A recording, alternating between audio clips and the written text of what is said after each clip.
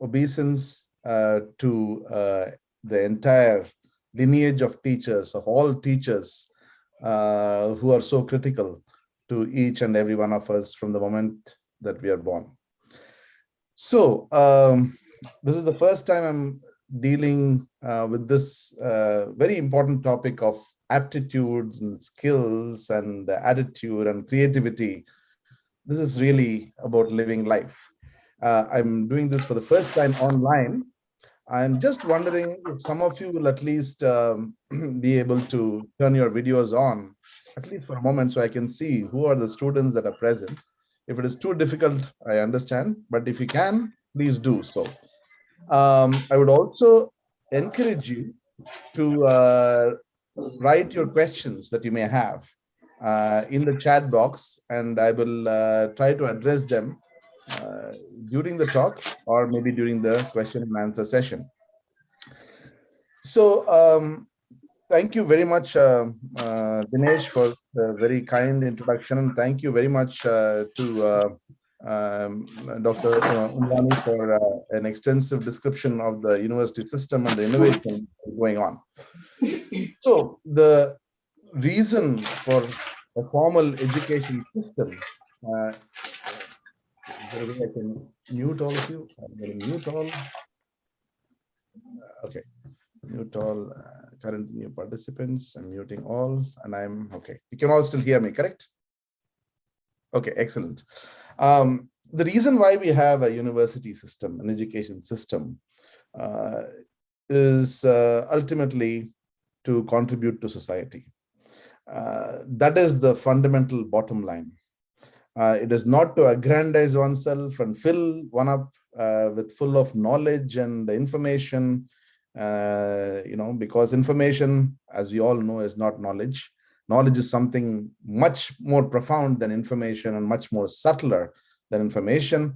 And no other tradition in this world knows this better than our Indian tradition.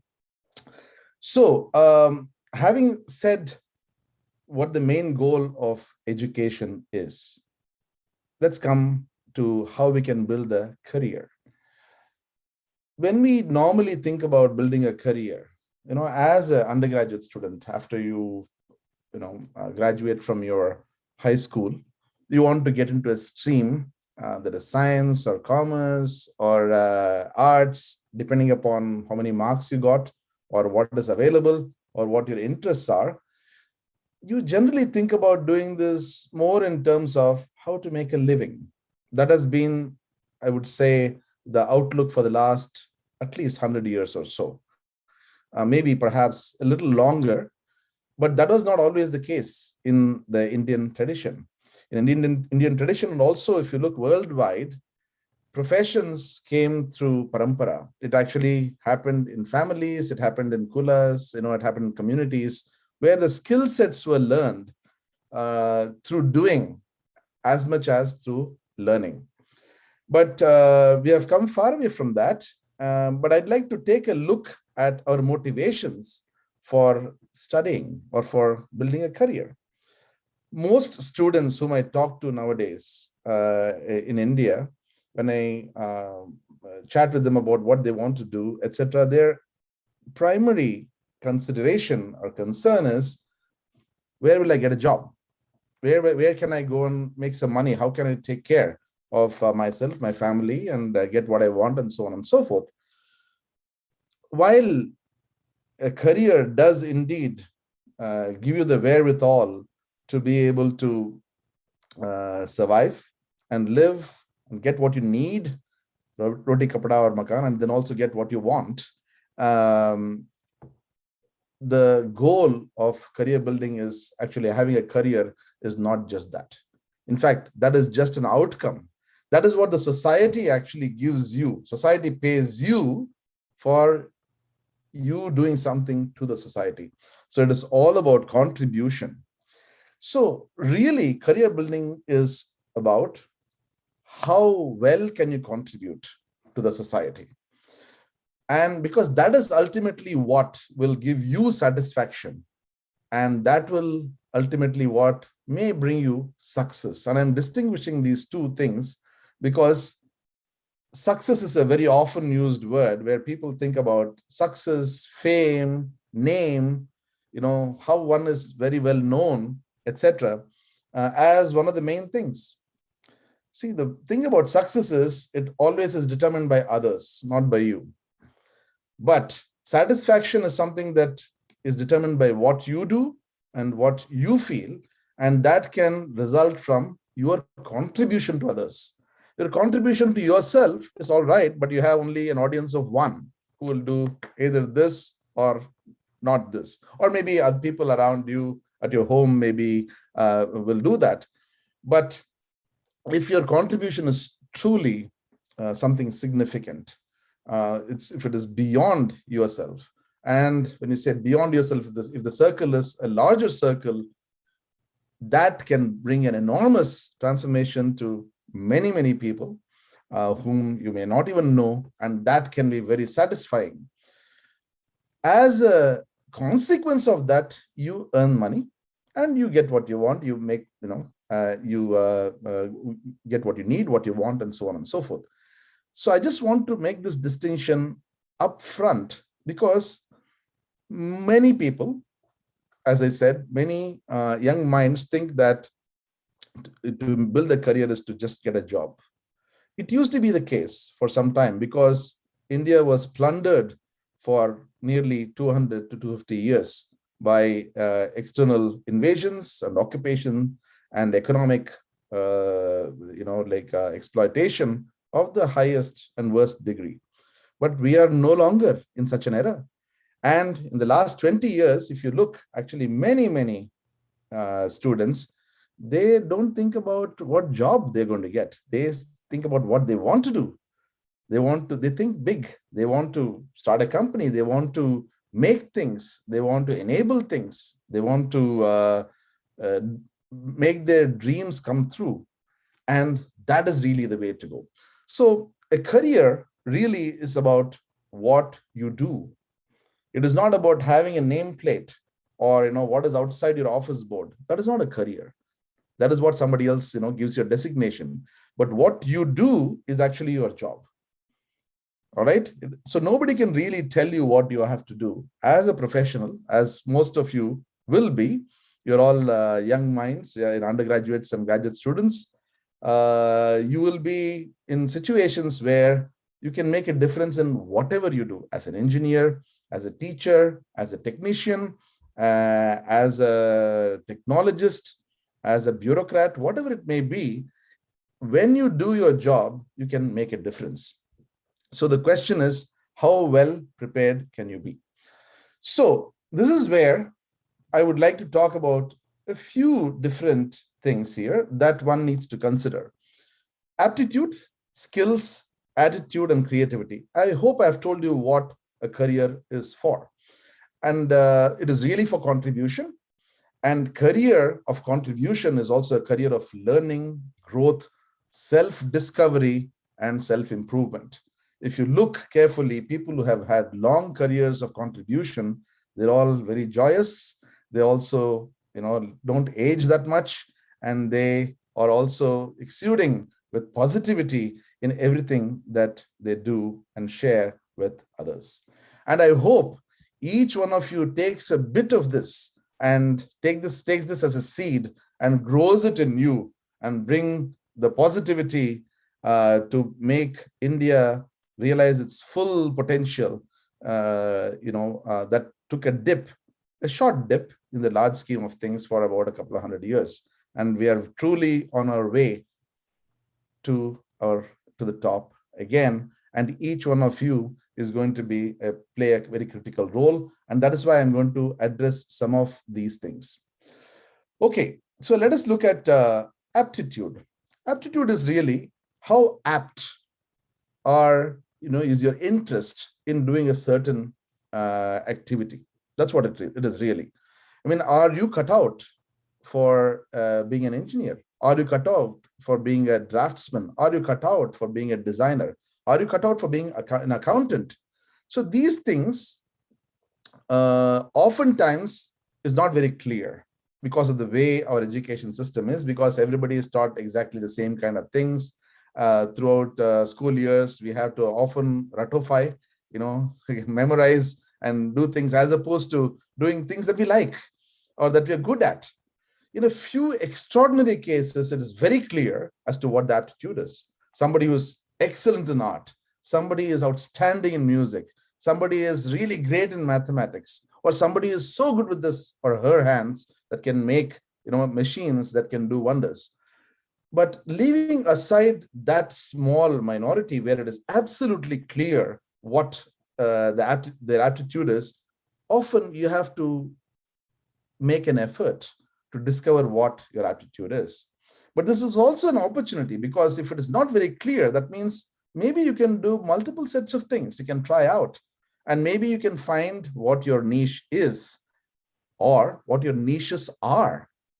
So you can actually find out that you can be a multitasker. We can be not only a jack of all trades, but you can also be a king of some if you want to.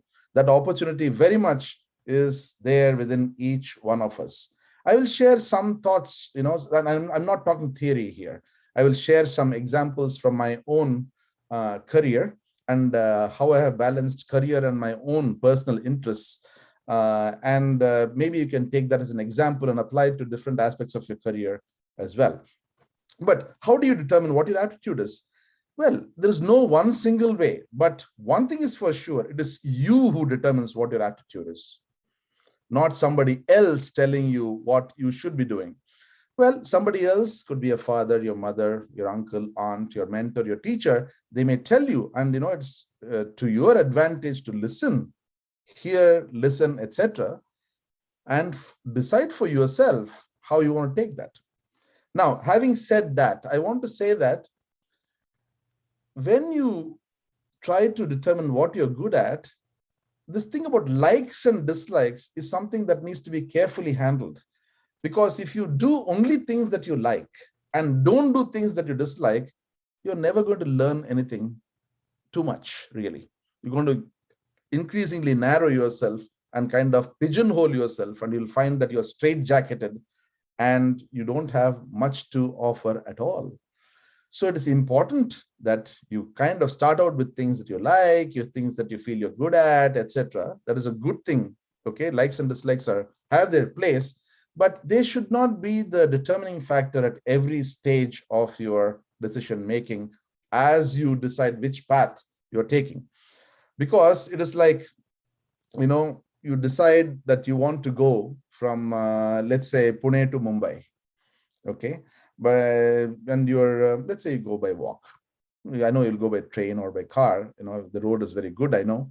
But let's say we go by car. And suddenly you stop at Lonavala and you like the chickies there, or you like other things there. You should not get distracted and just get stuck with the likes there and forget about your goal of going to Mumbai. It is very important. So your likes and dislikes, you do need to manage once, as you are in the process of determining what your aptitude is, as you're determining what is it that you are good at. Because oftentimes it turns out, especially for people who don't have a clear aptitude in, one single thing, they might actually need to learn things that they don't like, and they become very good at that later on. This is a well-known example. You might have seen this movie King's Speech, and you definitely have heard of Sir Winston Churchill, if for nothing for his anti-India views. He, as a child, had stuttering problem. He could not speak properly. But you know what? He worked on it and he became one of the most well-known orators of his times. So he worked on something that was his weakness and that became his strength. So this is all completely within each one of us. Do not take no for an answer. Do not decide based upon what somebody else's opinion is. And also, if somebody tells you that, oh, that's not for you, oh, you're not for that, you're not good enough, please do not take that too seriously. So let me just give you a couple of examples here in terms of my own aptitude. Okay, I think I do understand where all you undergraduates probably are. When I was a high school student, I was good at all my subjects. Okay. I loved science. I was okay in mathematics. It was never the strongest suit. I never used to get 100. I used to get 90s and whatever. I also used to be good in writing and, English and Hindi. My Hindi used to be better than English actually at that time. So what did I want to do? I mean, I had no idea. I also loved music. I loved art. I used to build things. I used to do lots of different things, and I had lots of interests. So if somebody asked me what I wanted to do, I guess I would say I want to be a pilot. This is a very common thing. You want to fly something or you want to drive something. So how did I determine what my aptitude was? Well, actually, it turned out that I did not. Life did provide me opportunities where it got determined. I just was open to it. Because I went to IIT Madras, not because, I knew what engineering was. I knew how to change the world. I wanted to, put science to work and become a great scientist. That was not my motivation. At that time, I went to IIT Madras where, a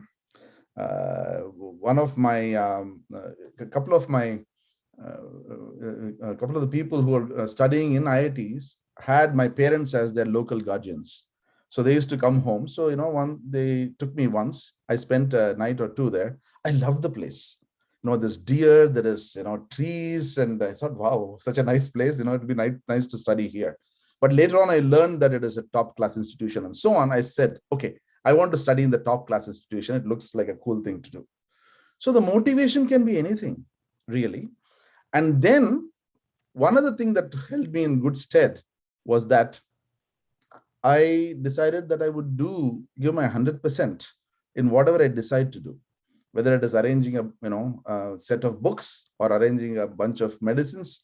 I remember I organized about 5,000 medicines of my grandfather, who was a homeopath, over a summer when I was in my 7th grade. So that took full attention of mine. So I brought the same kind of qualities that I had into whatever I did. So figure out, each one of you, what your strengths are, and I would say apply them to identifying what your aptitude might be, and life will definitely help you. So once I went into IIT, for example, I had no idea what engineering was. Absolutely no idea. I just knew physics, chemistry, and a little bit of biology. But there I'm learning about various things, and still I had no clue about how all this can make a huge difference. I thought, metallurgy sounds pretty uninteresting. It is all extraction and this and that. I thought electronics would be cool, and but I didn't get into the electronics stream.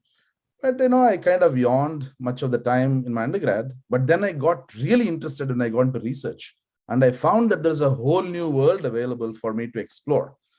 So if you identify the general area where you want to work in, for whatever may be your motivation, but if you kind of stick to it and apply your mind into developing skills that are being, you're being exposed to and you're being taught, what happens automatically is you start to build a skill set, and the aptitude starts to develop for whatever you are engaged in.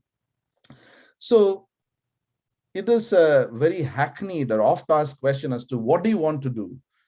Is it a choice that you want to do something? Well, sometimes it doesn't work that way. Sometimes you just make yourself available, do the best that you can, try to learn the skills of what is needed then and there. And life actually tries to build you the career.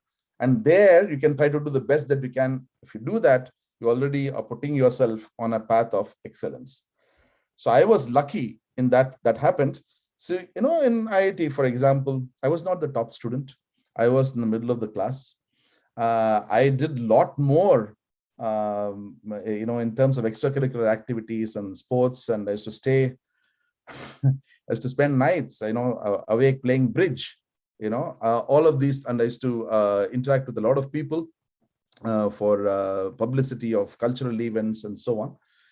All these were, I think, very critical for me, for my personality development, because after I graduated from IIT, I came to the US and I found that I was very surprised that I had learned so much, even though I used to, not take my classes too seriously. I used to do well. I used to, study before the exams and all that. I wish I had not done that. I wish I had paid more attention, I could have probably done better. But then, I might not have gotten the other skills that I got.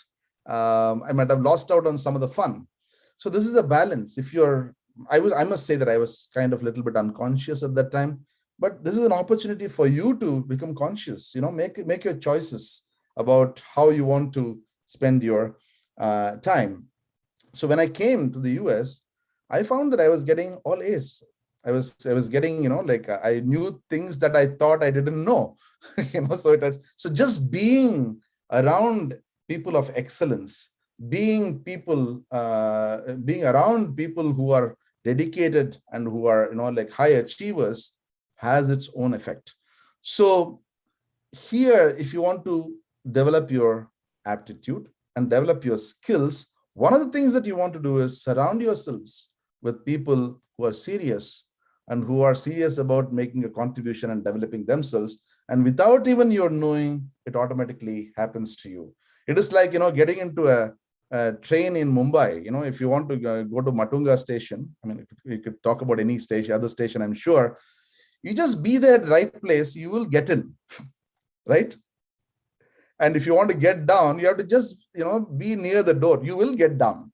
So this is the power of the people whom you surround yourselves with. So please pay attention to that, and that can have a very important effect on your career path and your attitude, your skills and creativity, which I will talk about in the next few minutes.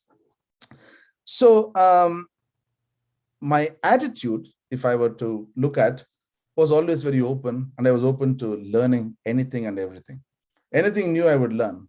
Anything interesting I would try to find out, and try to connect things that were apparently not connected. That was one of my penchants, and each of you may have different ideas here. These things about disciplines, of different streams of engineering or science, etc., these are only for pedagogical reasons, really. There are no real boundaries. So think across. There's no reason why you cannot combine psychology with mechanical engineering. In fact, you have to if you want to work with ergonomics. So, you can think about all these possibilities because, then you might become a designer of, some designer clothes or designer equipment or designer products, where all these cross-disciplinary things become very important. So skills and competence are the core of a career. If you don't have skills, basically you cannot contribute. Okay, your level of contribution is going to be ultimately determined at the lowest common denominator is going to be your skills. If you don't have skills, what do you have to contribute? So skills, we all have some seeds of skills, and how we develop them is completely up to us. And this, anybody who has played sports know this very well. If you look at the Indian cricket team, you can get an example of this. You see that there are 11 people playing, correct? And there are 11 or 15 others waiting who are as good, if not better. They don't get into the team, correct? And these are people who have the skills, honed to the highest level. Day in and day out, they live this. All right. So it is that kind of commitment is needed if you want to be at the top of the field. Really, there is no shortcut to that at all. So honing skills, the best time to do that, really absolute best time to do that is during your college years and immediately afterwards. And this again, I would take this seriously in terms of choosing the place where you're studying and the place where you're involved in building your skill set, and also your teachers and also your peer group. Peer group is absolutely important. Now, this determines your attitude in many ways. So let's say you're very talented. Let's say you're excellent in something. Oftentimes when you're excellent in something, it also accompanies, oftentimes, not always, sometimes you're gifted with humility as well. But oftentimes you think, aha, I am better than everybody else. So, I feel like, others should kind of look up to me and give me a lot of bow and all of that. while in the short term it is all right, I think in the long term, it can be very, very hurtful and deleterious, because you're all looking for satisfaction. You all want everybody to clap, right? When you do something great. Will everybody clap for you if they don't like you? Just think about this, in a very, very simple way. This is not the way to think, but I'm asking you to ask a very crass or a very low level question. Even that question, the answer is very clear. You need to reach out to as many people as possible. And how would you do that? If you had a poor attitude, will you be able to do that? Not really. Well, if your skill set is so extraordinary that your attitude doesn't matter, yeah, that can happen. It can happen for a Steve Jobs, for example. He was a very cantankerous personality, but hey, he had such, creativity that his attitude people put up with. Nobody said, "Oh, Jobs, I love you." They would put up with his attitude. They say, yeah, he's like that, but let us work with his ideas. So it is actually the maturity of the people around him that bailed him out. Okay. So given that most of us have, probably not the most extraordinary skill set and probably not the most matched up aptitude, it is always a good idea to balance that with good attitude, because ultimately, if you have the right attitude and the skills, even if that is limited, with a good attitude, you can, milk it to the maximum. Okay, you need to have the never say die attitude, for example, in sports. And a good example of that is the current coach of the Indian team, Ravi Shastri. He was a sportsman with very limited abilities. Even he would agree to this. He could bowl a bit, he could bat a bit, he could field well, but his attitude was really, truly outstanding. Never say die. And look at what all he did. He played so many test matches. He won the Champion of Champion award in Australia. And he hit 6 sixes. Only other person to do that was, at that time was Gary Sobers. And since then, a few other people have done. There are so many other people who are much more talented, much more skilled, and much more aligned in their aptitude, but did not have the big heart and the attitude. What it takes, throw yourself fully, into the game and to reap such rewards. So same thing in the career also. Almost everything that we do in any profession is a team game. Really. I think there are very few things where a single person determines all the outcome. It's very, very rare. So how you interact with others, how you appreciate the others, how you can take the strengths of others and leverage it for you, how you can overlook the weaknesses of others and make it up with your own strengths or learn to build up your own strengths is what is attitude. Also, attitude has many connotations, and I don't have enough time to cover all aspects of it. Not all aspects of it can I cover in this talk. Attitude also means how to take setbacks, because you may be very ambitious, but it might turn out that all circumstances around you at a given time will conspire against you. Nothing with the circumstances, nothing with the people involved. It is just that way. Maybe you're a little misaligned with what you're doing and so on. We should be able to take failures. We should have an attitude to be able to deal with failures. We should be able to have the attitude to deal with success also in an equanimous way, so that you can work on the next project, so that you're not a one-trick pony. In fact, if you look at any scientist, any top scientist, any top performing artist, or any sportsman, you show me one person who has not met failure, and I'll show you a liar. In fact, most of the successful people, and success here I'm using the word loosely as it is seen by the world, are the ones, not the ones who have not seen any failures, are the ones who have seen lots of failures and who have learned from them, and despite the failures moved on to things and built beautiful things, built beautiful careers, made amazing discoveries, and so on. This is the story of almost every scientist or engineer who's of any repute, and you will see this. This is true for one of our great engineers who went to College of Engineering, Pune, Sir M. Vishweshwaraya, whom you know, Bharat Ratna. I mean, we don't need to look beyond him. All the setbacks that he had in his life, and he ended up transforming the landscape of India in terms of building dams and building like many structures that were world class at a time when India was not known for engineering.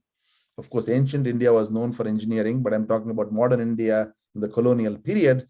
And he rose to be the Diwan of Mysore and made a big impact in terms of setting policies as well. So all this is possible only with attitude. So attitude, let me just emphasize this. One needs to be able to take a success well.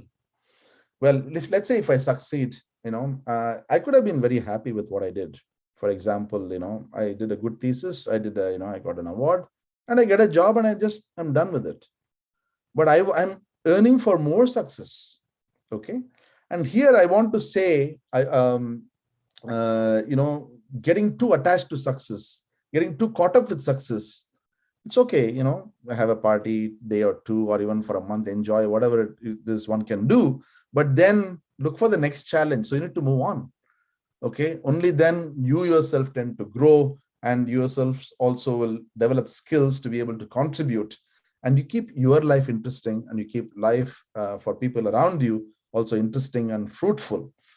I want to mention here one thing about attitude. See, when I was doing my PhD, actually I graduated in 4 years straight at Illinois. I did not want to graduate.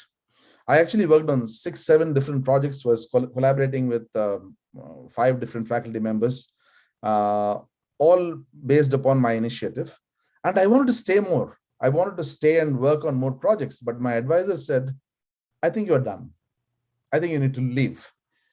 I was very disappointed. And of course, there were other things going on because I was interacting with many other senior professors. My advisor didn't particularly like that. And I wanted to be a professor. I had decided by that time. And here is the aptitude and a career goal. I'm just giving you an example from my own career. I said I want to be a professor, and my advisor told me, "No, you're not cut out to be a professor. I think you should go. You'll fit in the industry better." So this is an example of a well-wisher, okay, giving advice, sharing advice. Of course, I didn't take it too seriously. And I did go to the industry, yes, but the day of my thesis defense, I got my first interview for professorship. And when I joined Silicon Valley Novellus, I told my boss that, look, I'm here for a short period of time. I'm going to be a professor. They knew where I was headed. I knew where I was headed, and I had already set my goal at that time. So my goal of a career, my career goal was set actually during my PhD. That is when not when I was undergrad, not when I was in 12th grade, not when I was a small kid saying I want to change the world.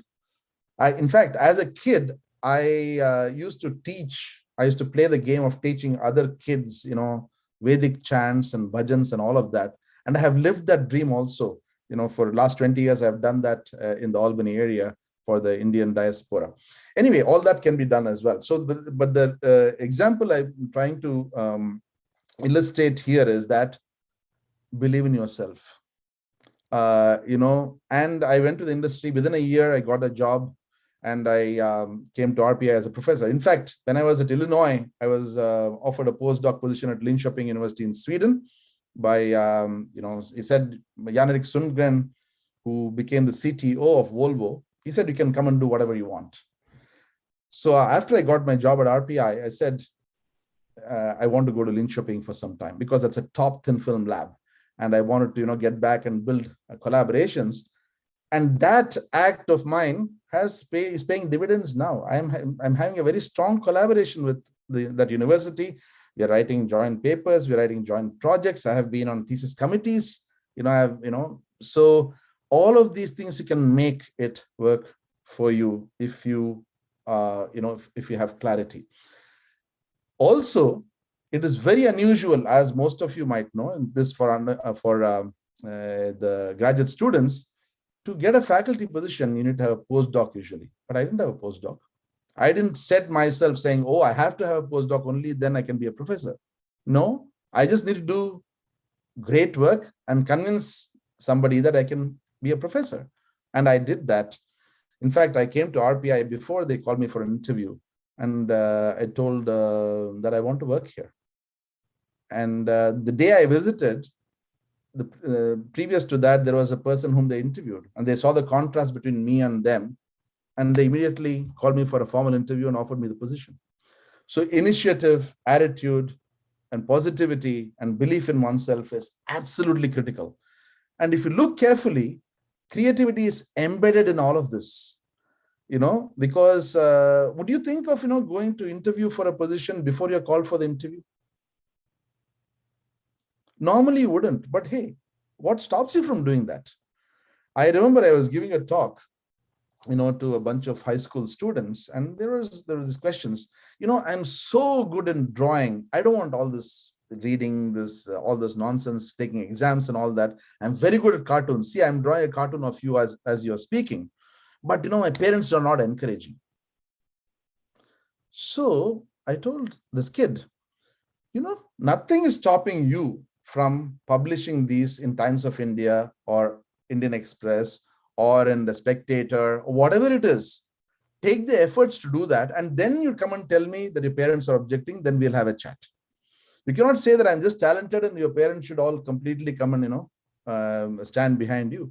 You may not have the commitment. There are so many people who are talented with so many things, but it is not the talent alone that takes you. And even a Sachin Tendulkar will tell you that. He's of course incredibly talented, but that is just one component of many other things that are needed.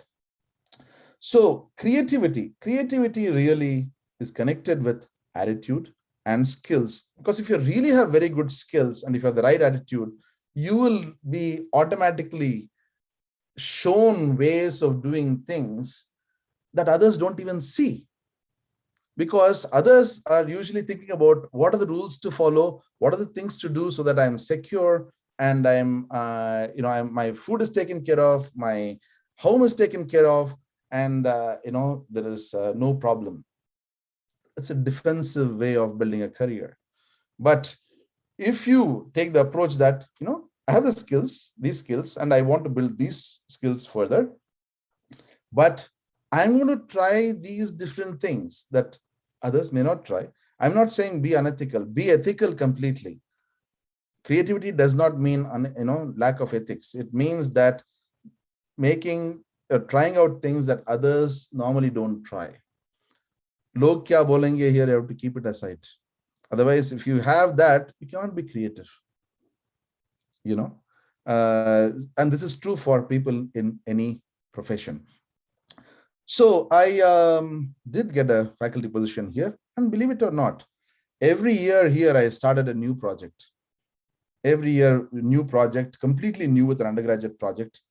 I used to love chemistry, and I had, of course, my knowledge of chemistry was, college chemistry and high school chemistry, which was very good, but it was not a, a chemistry degree. What did I do? I hired the best postdocs. I invited Dr. Vijay Mohanan from NCL to come and do a sabbatical with me, and so you can build these expertise. And we did some really creative things using molecular layers and interfaces. And from that came the idea of nano glue, making non-sticking materials stick together with one layer of molecules, enhancing thermal conductivity, enhancing electrical conductivity, and blah, blah, blah, and a whole bunch of things. All this with undergraduate projects, as a starter. And I would say that, we were the pioneers of using molecular layers at interfaces. Did I know that? I had no clue. Whole idea about making contributions most of the time, at least in the field of science and engineering, is exploring the unknown. So to explore the unknown, one needs to have skills, attitude, creativity, and a sense of humility also to know that we don't know all the answers, but we'll figure it out. We'll do things, in a way that we maximize the possibility of ensuring that the outcomes that we get are something that might be beneficial. So in terms of career choices, when, in many ways I can say the only time I chose consciously to say, this is going to be my career, was when I decided I want to be a professor. And before that, for example, when I was in IIT, I remember myself telling, I don't want to work with machines. Science and engineering is okay, but I want to work with people. I want to do management. And here is a kid trying to say he wants to do management who knew nothing about management. Okay. I mean, what is management? I had no clue. Just knew that managers made more money, and that's all we knew. So let us also keep this in mind. What we see in movies, what we see others, is somebody a manager or somebody an engineer. Nowadays, it actually doesn't matter at all. What you know and what you can do, does that bring you satisfaction? That is the fundamental thing. And of course, does it fill your stomach? That is important. Can it get what things that you want? That is also important. But those will take care of themselves if you focus on the bigger issue and the skill, attitude, and aptitude development that I've talked about. So I think I've spoken for close to about 42 minutes, if I am not correct. Or I'm sorry if I'm not wrong. I'll speak for a few more minutes, and then I would like to open up the floor for questions. I would really like to hear from individual students, and I would like to interact with you and see what questions you may have and what thoughts I can share with you. We can also do this offline later on, if that is helpful for you. Now, it is a myth to think that you need to be good at only one thing. In fact, each one of us is multifaceted. Each one of us. There is no one here or elsewhere who is good at only one thing. It might appear that you're good at one thing and that might stand out. That is possible. That often happens in a very big way with geniuses. They are very good in math, but they're no good in something else. But even there, they're good at many things. So, in fact, if you look at, you take any famous personalities as an example, take Sunil Gavaskar. He was an excellent batsman, all right? But his excellent batsmanship was because of his, partly his genes, his hard work, but his concentration and also his creativity, okay? It is because of that, whatever he does very well. Commentary, he excels. Book writing, he excels. Brand building, he excels. And he has always been doing this. So this is a multifaceted aspect of the human potential is there in all of us. And we can access that. I'm saying this specifically because oftentimes there is a myth that is propagated saying that, you now focus on studies and you give up music, or you focus on being an engineer now and now don't do the things that you used to do otherwise, or you don't need to cook at home, whatever. I'm saying no, life does not work like that. In fact, I think I can cook well because I like chemistry and I like material science, because they're not very different if you think about it, in fact. All right. And because of my aptitude for music, I am able to think about technical things in a very different way, using my right side of my brain rather than my left side.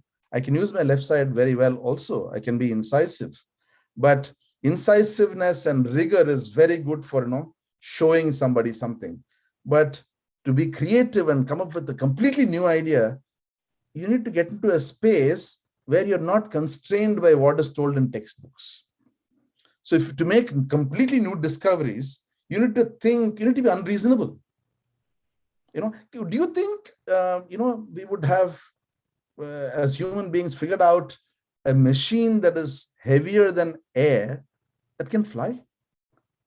I mean, heavier than air, it can't fly, right? It is logic, done deal, no? And very, very bright minds for centuries had been telling, no, it's not possible. Giving all kinds of examples. Birds are not like that, blah, blah, blah, etc. And look at the airplanes that we have. Isn't it a wonder? And it is done by unreasonable people. It is done by people who just dreamt that it is possible and do what it takes to make it happen. So it is from that perspective, as a scientist, as an engineer, it is important to feed your right side of the brain and break the myth that engineers means very logical and that's it. No, you have to be creative. Creativity is a part and parcel of being a good professional. It's same thing in law as well. People think lawyer means logic and that's it. No, lawyers need to be extremely creative to be able to get across points and win cases and so on and so forth.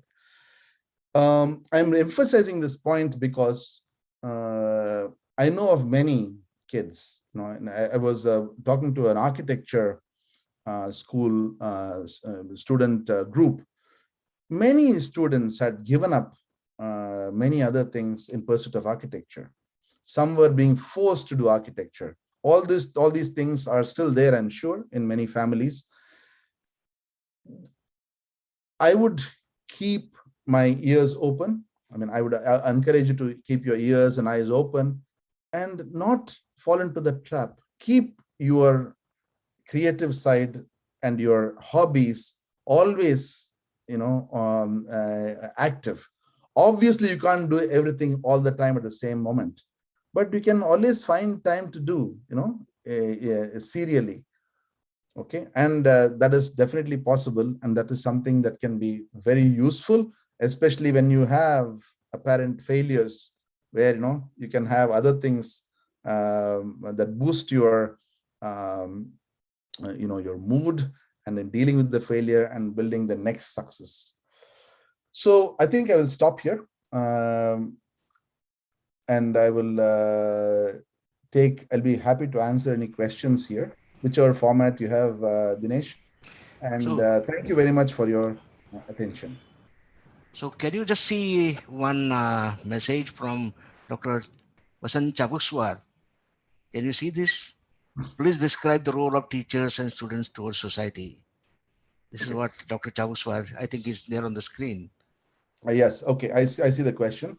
And Chabukswar, Vasan Chabukswar, Naurozji Wadia College in Pune. Okay. All right. I think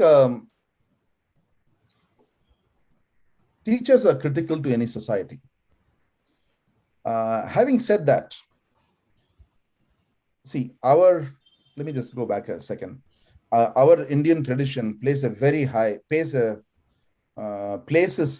the teachers on a pedestal in many ways, because we always prostrate before the Guru before we commence anything else. So that, I think, that has its place. But as a teacher, I think one really needs to be a student.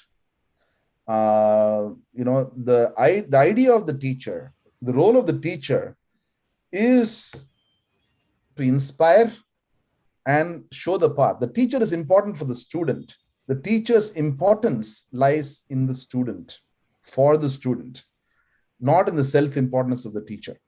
So in order for that to get across, the teacher needs to be an eternal student who inspires and who, of course, does the hard, places high standards, does uncomfortable things for the students, whatever it takes, so that it is for the students' progress and all that.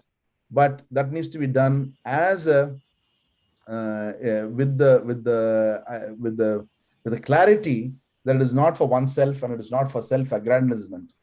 I am saying this with some responsibility, because I was inspired by many teachers, in my high school. I was blessed to have really very dedicated teachers in Kendriya Vidyalaya, across the board, Hindi, English, sciences, social studies. Despite the books being terrible, The teachers were actually very creative and very dedicated. That inspired me a lot. And, I think that molded me quite a bit. In the United States, especially in academia, I was very inspired by my teachers, not often by their teaching skills, but the way they were in approaching, the learning, and how well versed they were. And at the same time, they were all, of course, very, very strong personalities and so on, but they would be the first ones to admit that they didn't know. And they'll sit with you to find out. I remember my mentors, Joe Green, who's around. I was writing my first paper with him. I had written already 2-3 papers before. Those I had written by myself. With Joe, I was going through, 26, 27 drafts and so on. I was a good writer, but he was a fantastic writer and he was getting everything right.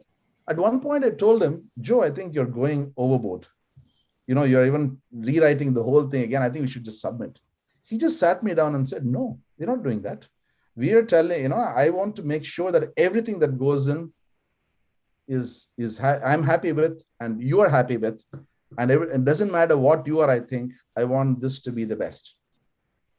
And then he said, and bring the previous draft. You've told me all this, I'll take a look. And he took a look, and to his credit, he called me back. He, of course, liked me very much, and still likes me. And he said, Ram, you're right. I was wrong. I had gone overboard, but let us sit and finish this. See, that, I think, is a mark of a great teacher. So sometimes I think we, in our Indian culture, we appropriately place the teacher in the right pedestal, but the teachers sometimes don't behave the right way they should because of their own lack of maturity. That needs to change. Otherwise, I think we have all the right things. Really, what is a teacher? In fact, I tell in my class sometimes, I just talk. There is no such thing as teaching. There's only learning, really. Right? Somebody is talking something and you are just listening. If you get it, you get it. If you don't get it, you don't get it. So that is the quality of the student, not so much of the teacher. So the teacher really is a tool. And as teachers, I think we should try to make ourselves as accessible to students as possible. And that is best done by students. So if you're all students, which we are anyways, and if we keep that consciously, I think our contribution to society will be very fruitful. This is just my opinion. Yeah, but Professor Ramnath, his question is the role of teachers and students towards society. Would you like to comment 1 or 2 sentences about the role towards society? I mean, I did read that, but I interpreted the question the way I answered it. When you say towards society, I don't completely understand because teachers and students are a part of society. So they're not apart from society. So can you be more specific, Dr. Chabukeshwar Vasant? Can you? Chabukswar, sorry. Yes. Can you write or I don't know whether he will be allowed to speak. I don't know. No, I can unmute him, I think. Ask to unmute. I just asked to unmute. Okay. Yeah, please. Yeah. Sir, I'm very happy and satisfied with your answer. The teachers, always a student. So the great teachers develop us. So you mentioned about the some teachers from the National Chemical Laboratory also. I just you have cleared all doubts and questions. Only the teachers, the role in now the pandemic condition and other situations develop in world.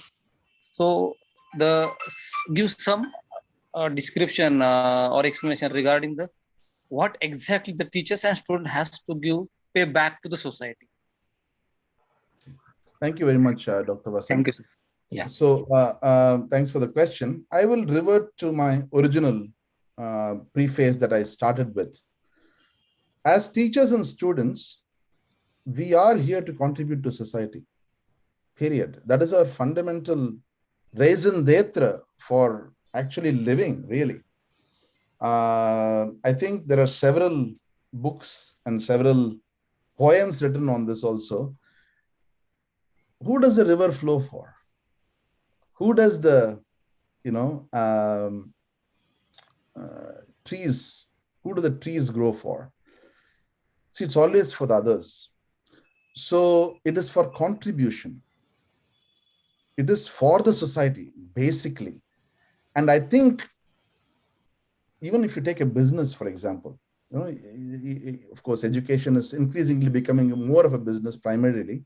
Even as a business, if an education institution does not contribute to society in terms of skilled personnel, it will go out of business.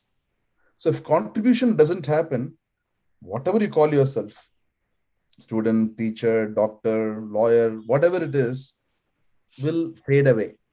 It will not be what it is supposed to be. So the primary role of any professional is to contribute. The fact that you get compensated for that is just a matter of a transaction. It is an agreement in society, and you can do stuff with that. That's all. So that you can take care of yourself also. So we have somehow gotten it opposite, unfortunately. Because of, I think, our economic situation, we wouldn't know, right? I mean, maybe 2 generations before, many of our, if you take the middle class, they probably didn't know where the next morsel of food was going to come from, or next weeks, or next months. It's only that detail.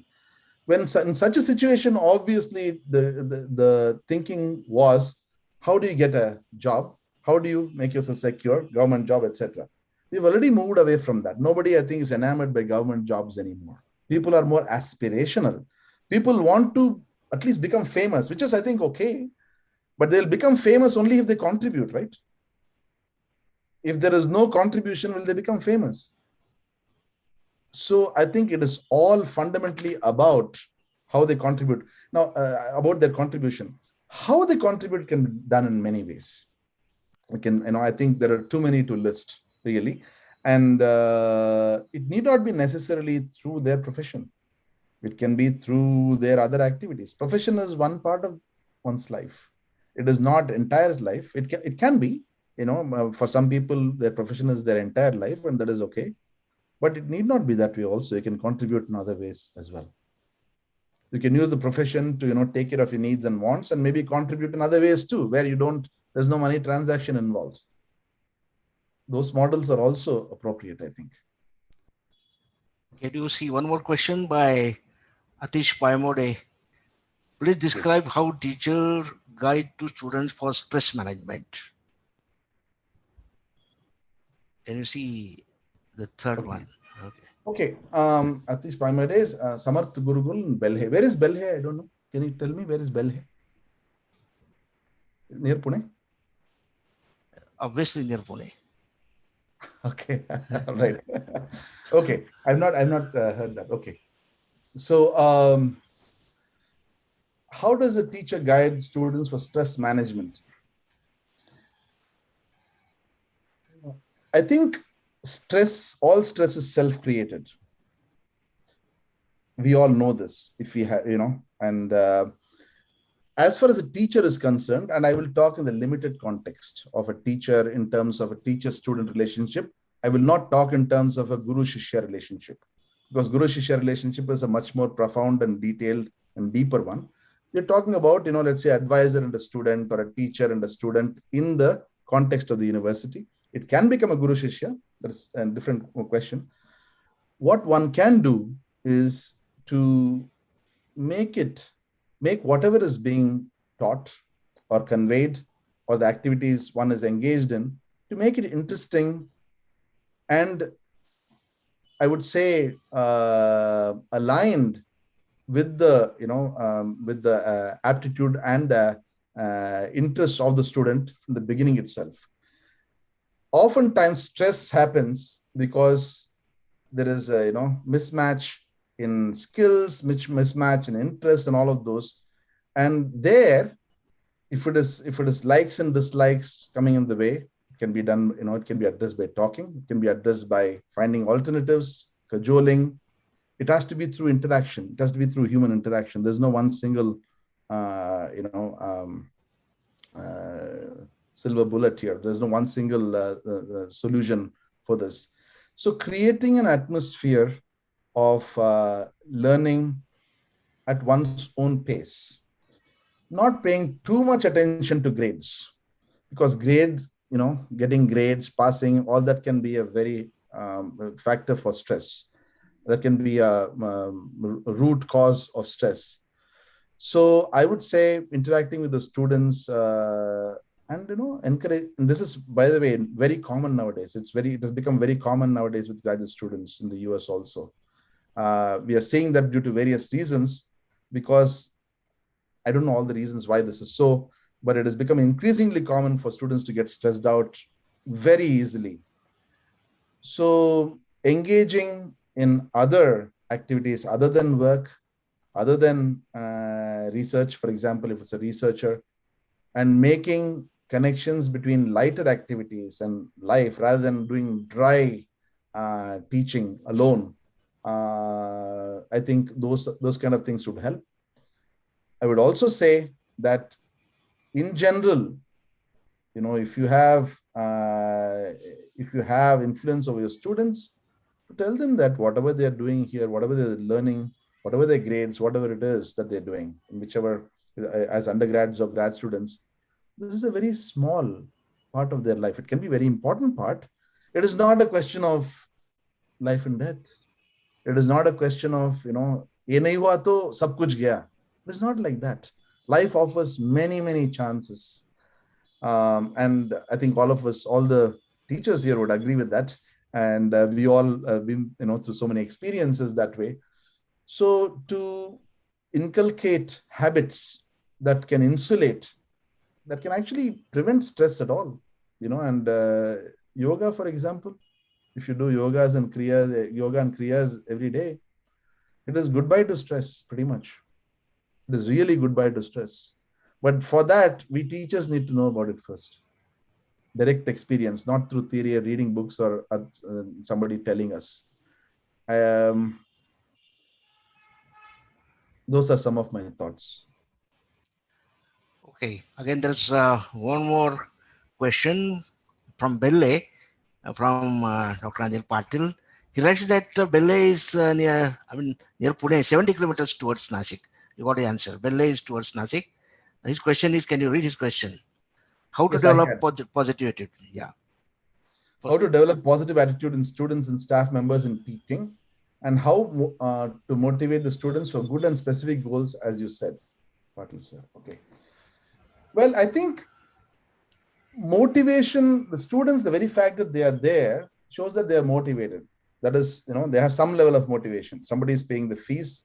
Maybe they want to be there, don't want to be there. It's questionable often.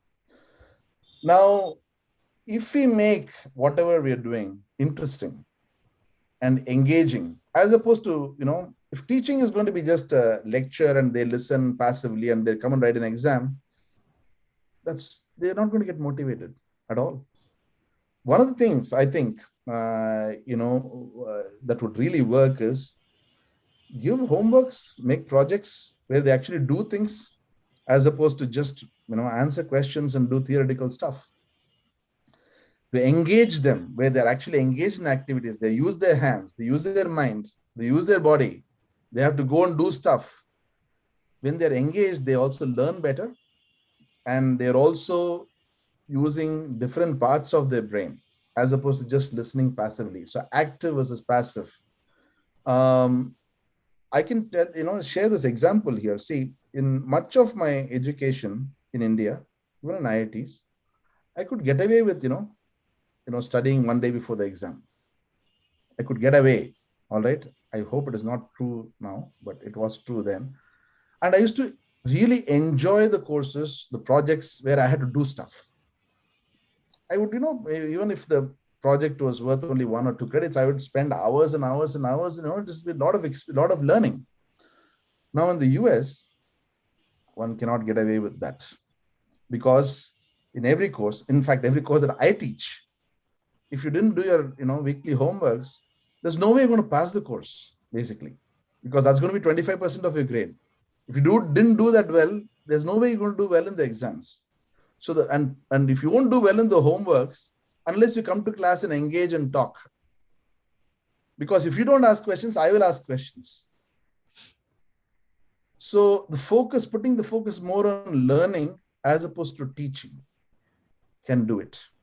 So, I mean, this may be a little bit of a radical shift, but if we teachers think about ourselves as facilitators of learning, not ones who come and, say everything that you need to get. You guys need to study, you guys do this, and this, and I'll help you learn this. If we take that approach, stress levels can perhaps decrease, and also it can be more effective and positive attitude, because if they're doing something, it doesn't work, they might say, oh, this is not working, let me try something else. Oh, it's not working, let's go and ask sir. That will be the approach. So there is a conversation that is happening. Of course, this may not be possible in all undergraduate classes and so on. I'm obviously skewing this a little bit more towards grad school, but even for undergraduates, I think this approach has been shown, by the way, to work very well. I'm not sure if I've added anything to what you already know. I think everything that I'm saying probably you already know, sir. So, but this is my thought, Patil, sir. So can you move to the next question by Dr. Vidula Vyavahare? Okay. Scholastic aptitude. Scholastic aptitude is necessary to perform well in schools and colleges for students according to psychology.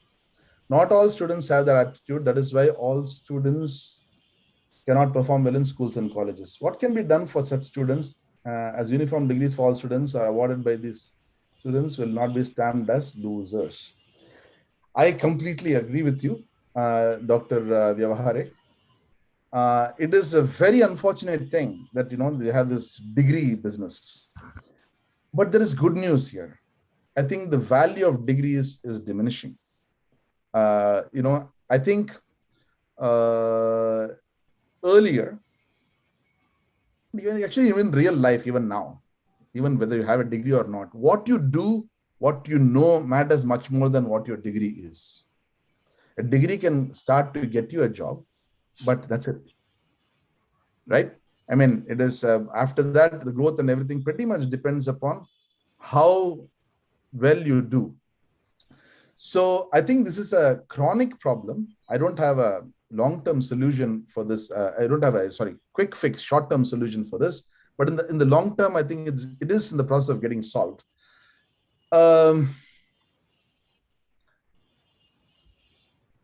Scholastic aptitude of a certain kind is needed to do well in school. So it is a very, very narrow way of, it's memory-based, getting something and, kind of spitting it back. And in India, I think we are more, I would say, intellectual-based, brain-based rather than hand-based. And this actually works to our disadvantage in the long run. I'm hoping that this changes naturally because of rural India now really coming, people in rural India actually getting engaged in all different walks of life more actively than earlier. I mean, colleges, etc., most of the time they were in the bigger mufsal towns or cities, but I think that is changing. And with that, this approach of one size fits all, you have to pass these exams or else you're a loser, slowly will hopefully go away. I'm hoping that we'll have more like a German system, or maybe even a better system than that, where,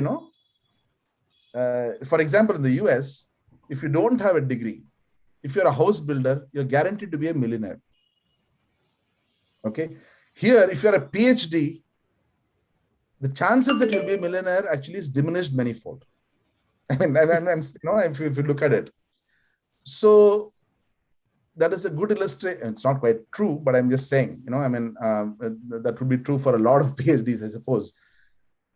Once it is recognized that what you know and what you do will actually fetch the rewards, and that is happening with IT. It is happening worldwide. It has not happened fully in India yet. Where you just have a startup, all these Harvard dropouts and all starting different companies and so on, right? Including Microsoft, by the way, with all due respect. That kind of transformation has not yet happened in India, but I think it will. It will happen. I don't have anything more to add to that other than saying that I completely agree with you. Our education system, I shouldn't call it our education system. It is the education system that is imported from the British Isles. We are kind of Macaulay system of, we are all Macaulay's children, whether we believe, whether you believe it or not. We are all brainwashed. Maybe some of us know that we are brainwashed and, are able to get out of that thinking. But the next generation and the next generation and the coming generations, they're increasingly aspirational, increasingly breaking through all of these things. And I see a lot of optimism in that. I mean, they may appear to be very brash and, unconventional, non-conforming, but that is a part of breaking free from the shackles of what we've been tied with. So again, I have nothing more to say than I completely agree with you. And but the good news, I think, is it will go away. Yes, can you see the message by Divijot Singh Arora? Is from Alandi, the place of Sant Ganeshwar. Read the question. He's from Alandi. Okay. Okay. Sir, having a target but not having surrounding with same target. Sir, how to deal with it? Basically, impact of environment in our target. This is student, MIT, ASC, Alandi. Okay, Sant Ganeshwar. Very good. So let me make sure that I understand your question. You're saying that you have a target, you're focused, but the people around you don't have the same focus or target. You said target, so I'll address both things, okay? One is, you have a target, right? That is very important. You focus on it. Don't focus on what others' targets are. Don't focus on whether they are serious or not. Let that not be your focus. You focus on your thing. If your focus is deep enough, the people who will surround you will automatically change. You just be aware that you don't get drawn into places where you lose the focus. If you're focused on doing things, other people whom you draw will actually get the focus from you because you're also an influence on them, correct? So don't always put yourself in a situation thinking that, oh, I need to have people, only then I can focus. No, you just focus how much you can and improve the focus, work hard, etc. I have an example. Actually, if I look at the schools that I had been to, and I was privileged to go to very good schools, Kendriya Vidyalayas, excellent schools they were at that time. They're a little bit different now because I visited them many times. I used to be very intense. I used to be very intense in whatever I did. And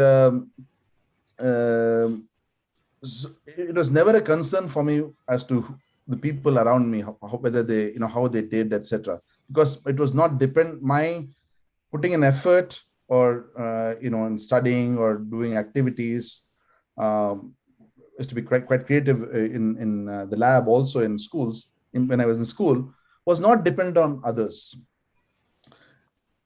And that showed because I was always at the top, and the difference between me and the next used to be always quite high. But the disadvantage for me was I didn't have a peer group that was, I'm talking only scholastically, okay? Because all of my colleagues and friends, and they're all doing very well. They're all done very well. just to connect it to previous questions. Getting marks and everything is not everything in life, definitely. But when I went to IIT, I found that everybody was, I'm like one other guy. So just being there, I was able to learn. Even it's like, sahavasa, because of the association, you learn. So I wouldn't take it as seriously as you have taken. I think you've taken it very seriously, Divijot Singh. What I would focus on what you're doing, put your efforts, and if you find people who have similar, I would say, intensity, similar enthusiasm, similar aspirations and energy and passion, does not have to be even similar goals. Associate with them so that you can feed off the energy. And, because you don't need same people, same target and same goals. No, you want people with different targets, but overall for contribution of society, overall for betterment of the nation, overall betterment for, of course, for yourself and others. Watch out for bad company. If there is bad company, don't associate with them. Stay away. Or keep a distance. Or if they're coming close to you, make sure that they get affected by you and not you by them. That is completely within your purview and your control. It is possible. I think I didn't say any message now, but I would just like to ask you one, Professor Ramnath. Did you watch the movie Three Idiots? How many times? How many times? I watched only once. Okay, only once. How do you find that movie? Because a person like Rancho in real life, learning just for heck of learning, not getting any degree or not getting any good post, that is the message. And this movie, by the way, was very popular in South Korea. When I stayed there, many people ask me, students ask me, do you know Amir Khan? Did you watch this particular movie? In Japan and in China also I heard. Wherever there is this stressed environment, people like Three Idiots movie. And recently I could see Professor Rolf commented on Facebook. He liked this movie very much. And he said, how come he missed this movie from his radar? Normally he loves Indian culture. I don't know. He has never visited India so far, but he likes India. So what is your real comment? And do you know this Rancho is based on real life character of somebody from Ladakh? Do you know him? Sonam Wangchuk. Somebody from Ladakh, Sonam Wangchuk. He's a real life Rancho. Right. But most of us are different, we are what is that, Rastogi kind of people, not Rancho. Right. Well, I liked the movie. It was. I didn't like the whole of the movie. I liked the overall idea and the way it was done. It was very popular. I remember. I think the movie did bring out many things that were wrong with our education system. That is very clear. That part, I think that was a good part of the movie. Learning for learning's sake is all right. In fact, but one, I would say that it's a little bit too idealistic. Because I think all of us are to some extent matlabi, unless you are completely, financially all secure and so on. So to that extent, broadly speaking, it may not be practicable, but I must say that it is possible to do that. And especially for professors, especially for teachers who are contributing. See, because it is very easy to say, I'm just going to be studying. I love to study. I love to learn. I'll just sit and learn. I'll be in university all the time. The risk with that is that you don't end up contributing. And I'm just telling a mindset. But if you're contributing, in fact, you will be learning for learning's sake most of the time. And, wherever you can make something out of it, you will do that. So you will actually flip this idea of matlabiness. So I would not say that do just learning for learning's sake. I would use that as a means to approach, especially educational institutions. I think educational institutions have a role, have an important role in training some basics and creating certain standards. It's all fine, I mean, the way it is, but the real learning actually happens inside, and that happens on the job. It happens driven by various needs of the society and how you apply the creativity and your skills to that. So you asked me a very complex question, and I've given you a slightly complex answer also. I think it is coming back to Three Idiots. I don't remember the whole of the movie. I remember the funny parts. I remember also some parts that were really badly made. I mean, all the actors acted very well, that I remember, including Boman Irani and Madhavan and all of those guys. I think, of course, there's a lot of exaggeration, but I think that the exaggeration is probably not too much when you compare all the institutions that are under consideration. It's a good wake-up call, I think. And, in many cases, I think this comes back to Dr. Vyavahare's question. I think the value of degrees has diminished. Nobody is going to say, oh, you're a BTech. Wow. I mean, people, a BTech or a PhD nowadays is like an SSLC, what an SSLC used to be. Everybody has a PhD. And that doesn't mean anything, really. And because they come in all different varieties and colors. And, the ones who hire, let's say, a professor or a professional, and they know the difference between the different PhDs. All that you need to do is give a talk or open your mouth. You're done. Right? Okay. I think last question probably you can take from Lavina D'Souza from Wadia College. You can read the message. Okay, sir, please, would you let us know which has been more valuable in your career, your education or your experience? My experience has been my education. Yeah. So education, if I look at it, I think I would like to, this is a very good question. I was not trying to wisecrack here. I really meant what I said. I think when we say people are educated, we normally refer to people who have a degree or who have taken some courses, etc. I don't believe in that. I don't agree with that. If if you have a degree, it means you have attended some classes. In fact, when I talk to my colleagues and my entrepreneur colleagues and even my friends, I say that I went to IIT Madras. I seldom say I studied in IIT Madras, even though I studied sometimes. Because what you get out of a particular ecosystem, the learning, what you learn is actually up to you. And every single person who goes to the same college, even during the same time, you can't call educated. Education, I think, has an aspect of maturity associated with it. That is why we see so-called educated people do all kinds of nonsense.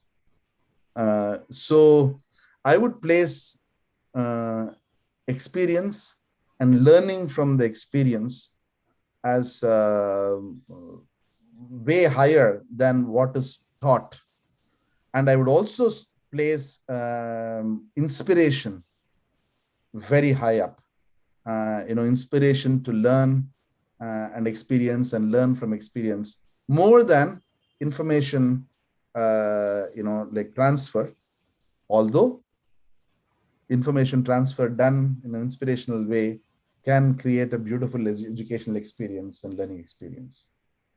So I have placed, for me, what has been most enriching is being in environments where I can learn, or I'm given an opportunity and the privilege to learn, whatever I'm learning, new things, and experience situations out of my comfort zone and learn from that and make them a part of my comfort zone. I hope that answers your question. Yeah, I think it's getting almost midnight for you. So No, it's not. Midnight was 1 hour, 10 minutes ago. Okay. So you crossed the limit. Okay. So may I now request Dr. Manoj Chaskar, who is a Dean of Science and Technology, to formally propose the vote of thanks. Dr. Chaskar, please. Doctor, you have to unmute Dr. Chaskar. You have to unmute him. I have to unmute him. Probably Dr. Chaskar, you have to unmute yourself or to Sanket. So who will unmute? Sanket? Okay. Yeah, good morning and good evening. I would like to thanks our guest speaker, well-known scientist, Professor Ganpati Ramanathan, and enlightening us with their knowledge. Today's lecture was full of knowledge and interesting things. It gave a deep insight into topic and also revealed some interesting facts. The point like aptitude, skills, attitude, creativity, where Professor Ganpati told us we compare his own success story, and I'm sure from our student will take some important thing, and that is the hard work, intensively focus, good sense, and alertness. I'm pretty sure the precious knowledge that Professor Ganpati gave us will definitely help us in our studies and the future. I would also thanks to our Vice Chancellor, Professor Nitin Karmarkar, Honorable Pro Vice Chancellor, Professor Umrani sir. They always guide us and give a strong support in this pandemic to organize such a webinar. I would thanks to Dr. Dinesh Ammalnerkar. He is instrumental person behind this webinar. Dr. Aditya Abhankar, Dr.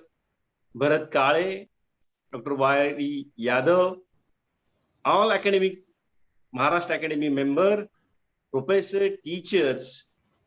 Finally, I thank wonderful students who have turned to such great numbers, not only from Department of University, but also from 3 various districts like Pune, Nashik, and Nagar. Tomorrow, the 5th September, is a Teacher's Day. So I'm giving good wishes to all my gurus and teachers and Professor Ganpati Ramanathan from Savitribai Phule Pune University. And thanks once again to all. I would like to thanks one more Professor Anuja Fodke. She organized all the technical job here. So once again, thank one to everybody and good wishes for 5th September. Thank you. I think, thank you,